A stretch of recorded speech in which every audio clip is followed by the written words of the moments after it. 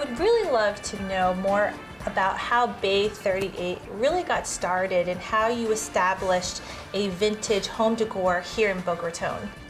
Well, I've always been a lover of vintage shopping since I was a teenager. And when I moved here, I became very frustrated with things that were being thrown out. People here are a little more transient, and sometimes they would throw away good furniture because maybe a new tenant was moving into an apartment.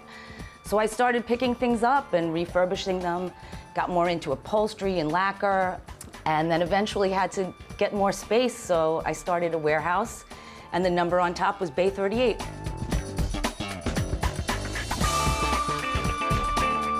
For the most part, everything in here is vintage that has been refurbished in some way. My slogan is rejuvenating forlorn furniture with love. So I do upholstery, lacquer, milk painting. Sometimes I just have to clean up a beautiful mid-century teak piece. I just have to put some oil on it and freshen it up to give it a new life.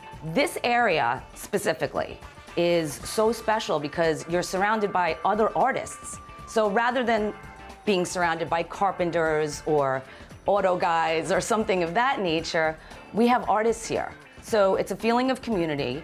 It brings other interested clients here.